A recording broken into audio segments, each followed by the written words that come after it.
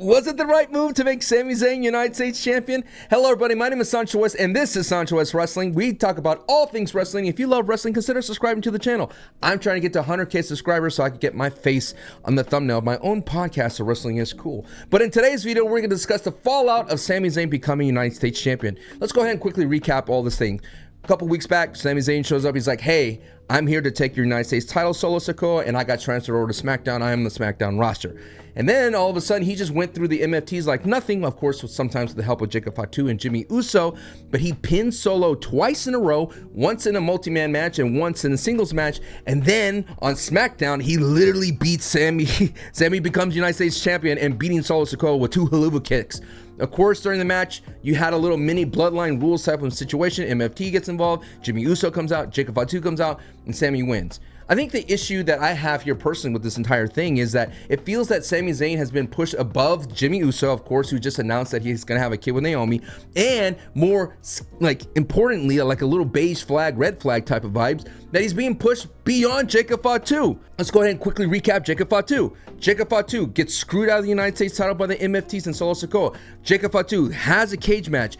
At that moment, at SummerSlam, Jacob Fatu literally could just walk out the door, but he says, nah, forget that. I'm going to go ahead and close the door. I'm here to beat up Solo Sikoa, to make it seem like he doesn't care about the United States title, and even though it's something that he's really worked for, that he literally earned against LA Knight. Anyway, he goes ahead and forgoes winning. He loses to Solo Sikoa thanks to shenanigans. The MFTs literally handcuff him to the cage. They hit Tonga hit him in the head with the cage door with a big boot, and Jacob Fatu loses, but at the end of the day, he beats up good old Jeff Cobb and JC Mateo, and then he beats up, I think, Tonga in the ring with the moonsault. The point I want to say is he gets all that done, and then we're like, okay, Jacob at some point is going to have to go ahead and get his United States title back. Remember, it felt like Jacob Fatu had the rocket strapped to him. Jacob Fatu was destroying literally everything in the MFT. It'd be 1 versus 3. Doesn't matter. Jacob Fatu doesn't need anybody. And all of a sudden, Jimmy came along. I'm like, Jacob Fatu doesn't really need the help. And I'm thinking like maybe they're going to build somebody else. They add Sami Uso. I'm like, okay, cool. They have Sami to help out Jacob Fatu to build him up, because the buddy cop adventure of Jacob Fatu or the Bloodline and Sami Uso, that type of thing is going to work. Let's go ahead and rehash that story again. I'm thinking they're going to do that, but they literally jump from point A to point B in one little segment where they have that multi-man match. Sami gets the dub for the team, and Jacob Fatu and Sami shake hands and they dance in the middle of the ring, when they could have easily stretched that out for multiple weeks. But all that, we just go ahead and we just skip the cutscene, and we're here where all of a sudden Sami Zayn is being pushed to the front, has a rocket to his back, and now he's leapfrogged Jimmy Uso. He's leapfrogged Jacob Fatu. Can we not forget that Jimmy Uso literally came up and challenged LA Knight for his United States, he said, tag team championship at the time. He challenged for that, and we were all on board. Okay, Jimmy Uso deserves a mid-card push, and that didn't happen. So basically, I think if you add all that to what was happening in the mid-card with Jacob Fatu, and all of a sudden Sami Zayn shows up, pins Solo in that multi-tag, pins him in a singles match, and then all of a sudden on SmackDown, he beats him with 2 haluva kicks and beats Solo Sikoa. Wow. I think that's what everybody feels like, huh, type of thing.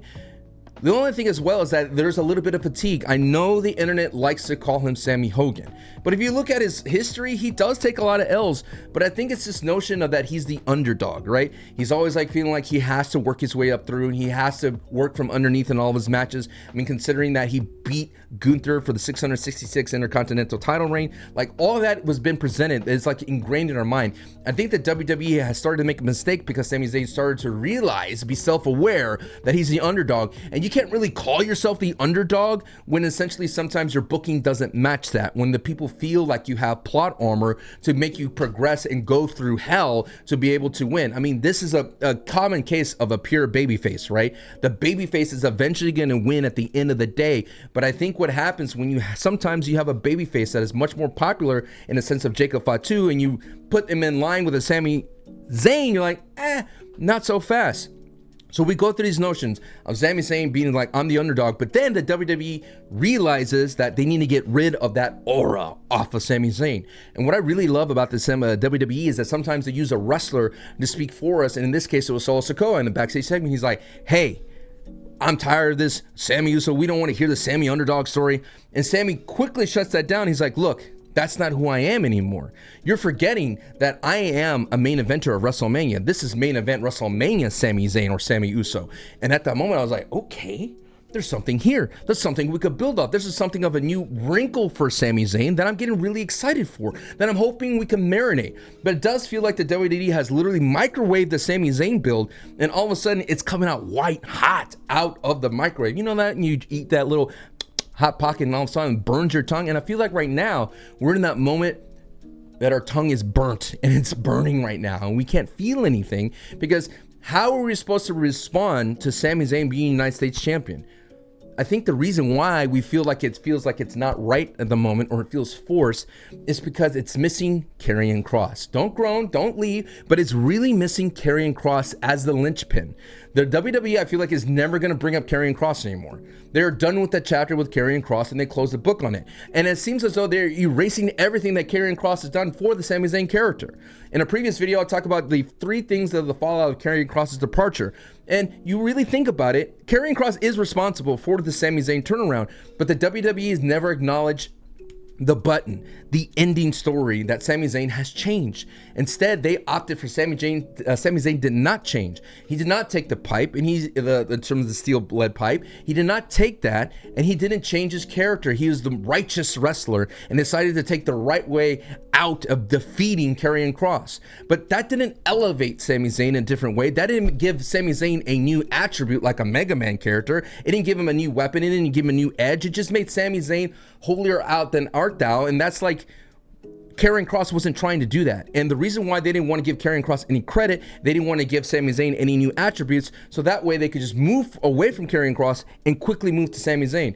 And I think that's the missing thing, is that if Sami Zayn was able to get something new, a new edge, a new anger, a new attitude, a new way to get something done. Think about what they've been doing with Cody Rhodes. They're like, Cody Rhodes can't hesitate. Cody Rhodes needs to take the shot. Cody Rhodes needs to be able to go to the next level.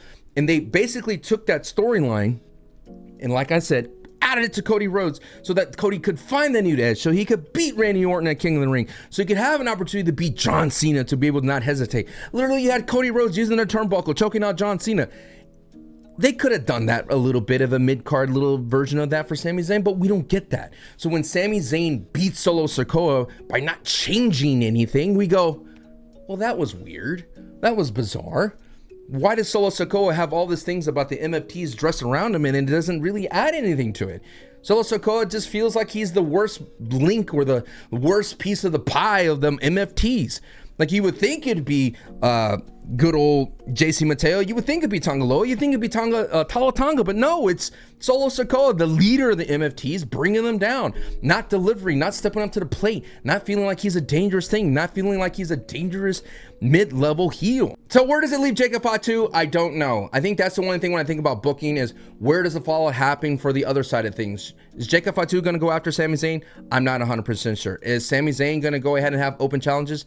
I'm not sure. I just feel like there is really not a direction right now for Sami Zayn as United States champion. He did not have a great IC title run, in my opinion. He became overbearing as an IC title holder, shoving it in people's faces, trying to say, like, look at me, I'm the guy that's done it right way. You're not the kind of guy that doesn't know what it takes to become the IC title holder. You're not going to be the guy that's going to take this from me, because I earned this and I know what it's like, and I fought tooth and nail to earn this title. You remember these kind of promos from Sami Zayn that they were a little bit overbearing, a little bit sitting on his high horse, and he'd be like, this is, look at this, look, this is going to be you. You're not going to be as any closer as possible to get this title. You're going to pry this from my cold dead fingers. I don't think that's going to work on SmackDown, you know? And then at the same time, SmackDown does not have that many heels. I think the only possible thing that you get Sami Zayn to go through is if he goes through the Wyatt Six. If all of a sudden Uncle Howdy wanted that belt, I would buy that. I think that would be kind of cool. I think that would be an interesting way, because essentially it does feel that Bo Dallas, aka Uncle Howdy, has become a surrogate for the Karrion Kross character. If you look on SmackDown recently, all of a sudden Uncle Howdy is lurking behind everybody saying, my brother, you're going to go ahead and be him, and he's going to go ahead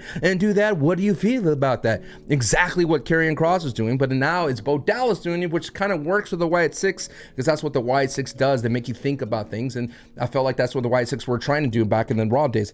But if they have Uncle Howdy showed up with Sami Zayn, I would buy that. I would like that, because the whole goal for the Wyatt Six, if they could be draped in gold, I think that'd be really, really cool. And if Sami Zayn gets that edge from the Wyatt Six and the WWE feels like we like this story, we just didn't want to latch it on to Karrion Kross, let's go ahead and latch it and attribute to Wyatt Six because they're going to be a commodity that's around further. I get it. But I want to know what you think out there of Sami Zayn becoming United States champion. Was it too soon? Do you let me know where you think the booking goes? And we will continue this discussion on Sancho West Wrestling. Thank you so much for watching. I will bid you adieu. Adios, y'all. Have a good day.